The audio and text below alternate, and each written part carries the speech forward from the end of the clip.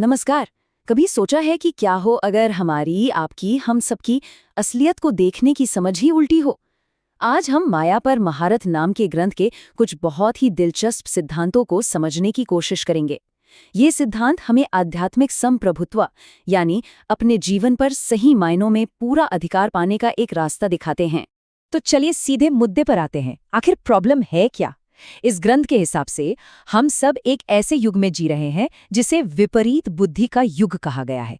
मतलब ये एक ऐसा टाइम है जहां असलियत के बारे में हमारी समझ बुनियादी तौर पर ही गलत है। सोचिए, जैसे किसी चीज को उल्टे चश्मे से देखा जा रहा हो। तो ये विपरीत बुद्धि क्या बला है? इसका सीधा सा मतलब है उल्टी समझ। एक ऐसी हालत जहां ईश्वर के बारे में और हमारे अपने वजूद के बारे में हमारी पूरी की पूरी समझ ही उलट-पुलट गई है। एक पुरानी कहावत भी तो है, विनाश काले विपरीत बुद्धि। मतलब जब विनाश का समय आता है तो बुद्धि उल्टी हो ही जाती है। अच्छा, तो सवाल ये है कि ये कन्फ्यूजन, ये भ्रम शुरू कहाँ से हुआ? और इसका जवाब सच कहूं तो थोड़ा चौंकाने वाला है। ग्रंथ कहता है कि इसकी जड़ उस एक धारणा में है जिसे ज्यादातर लोग सच मानते हैं। और वो धारणा है कि ईश्वर सर्वव्यापी है, यानी हर जगह, हर कण कण में मौजूद है। इस आइडिया को ग्रंथ न सिर्फ गलत कहता है, बल्कि इसे ईश्वर का सबसे बड़ा अपमान, सबसे बड़ी निंदा मानता है। इसमें साफ साफ कहा गया है, लोग कहते हैं कि परमात्मा कुत्ते, बिल्ली, जीव जंतु, यहाँ तक कि पत्थर में भी हैं। ये उसकी सबसे बड़ी निंदा है। सोच कर देखिए, ये कितना मजबूत और सीधा दावा है। ठीक है, तो अगर हमारी बुद्धि उल्टी हो गई है तो उसे सीधा कैसे किया जाए? इस ग्रंथ के अनुसार पहला कदम एक बहुत ही बुनियादी, एक फंडामेंटल अंतर को समझने से शुरू होता है। एक ऐसा अंतर जो हमारे होने की नींव से जुड़ा है। और ये अंतर दो पिताओं की सोच पर आधारित है। देखिए, एक है हद के बाप, यानी हमारे फिजिकल फादर, जो हमें ये शरीर देते हैं और जिनसे मिलने वाली विरासत, जायदाद वगैरह सब सीमित होती है। और दूसरे हैं बेहद के बाप, जो सभी आत्माओं के आध्यात्मिक पिता हैं, जो हमेशा से हैं, हमेशा रहेंगे और जिनकी विरासत की कोई हद नहीं है। वो है पूरी दुनिया की संप्रभुता। और एक बात साफ कर दूं, ये कोई छोटी मोटी बात नहीं है। ग्रंथ के हिसाब से किसी भी नए इंसान के लिए जो इस रास्ते पर आता है, उसके लिए इस फर्क को समझना ही आध्यात्मिक सफर का सबसे पहला और सबसे जरूरी कदम है। अच्छा, तो जब हम इस बेहद के पिता को पहचान लेते हैं, तब क्या?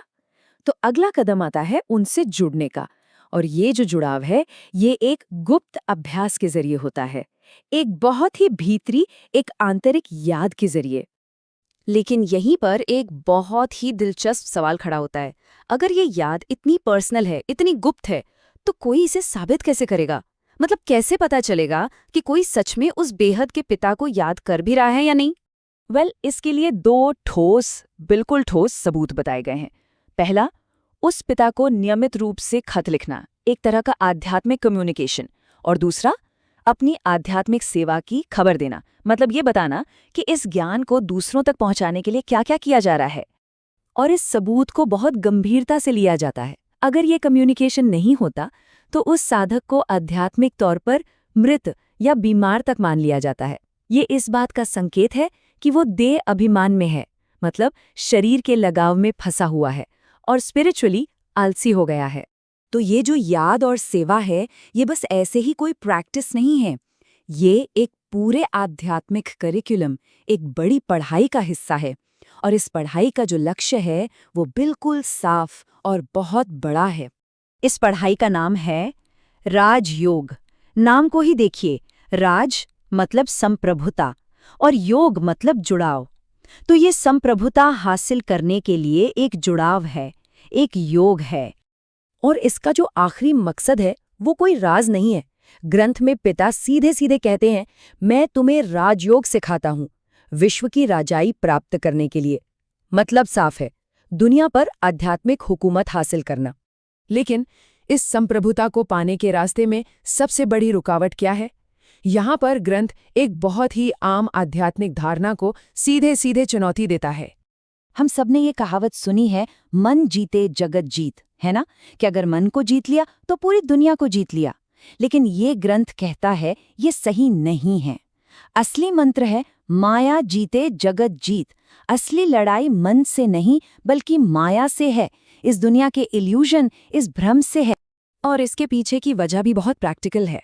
मन तब तक शांत हो ही नहीं सकता जब तक ये शरीर है। क्यों? क्योंकि शरीर तो मिला ही कर्म करने के लिए है, एक्शन लेने के लिए। इसलिए असली दुश्मन हमारा मन नहीं बल्कि वो माया है जो हमें इस फिजिकल दुनिया में उलझा कर रखती है। तो चलिए अब इस पूरे सफर की आखिरी मंजिल की बात करते हैं। माया पर जीत हासिल करने के बाद एक साधक आखिर पहुंचता कहाँ है? वो कौन सी अवस्था है? इस अंतिम लक्ष्य को कर्मातीत अवस्था कहा जाता है। कर्म अतीत मतलब कर्म से परे। ये एक ऐसी स्टेज है जहां आप काम तो करते हैं लेकिन उसके अच्छे बुरे फल के बंधन से पूरी तरह आजाद हो जाते हैं। और इस स्टेज को समझाने के लिए ग्रंथ एक बहुत ही शक्तिशाली और शायद थोड़ा चौंकाने वाला रूपक इस्तेमाल करता है। जीते जी मुर्दा। इसका मतलब है शरीर में रहते हुए भी कर्म के बंधनों से ऐसे आजाद हो जाना जैसे एक मृत शरीर होता है जिस पर किसी चीज का असर नहीं होता। और बस यहीं आकर हम एक बहुत गहरे सवाल पर रुक जाते हैं। इस दुनिया में रहते हुए, हर काम करते हुए कर्म के बंधन से पूरी तरह मुक्त हो जाना, इस जीते जी मुर्दा होने का असली मतलब क्या है? ये एक ऐसा विरोधाभास है जो हमें मुक्ति और हमारे अपने अस्तित्व की असलियत के बारे में सोचने पर मजबूर कर देता है।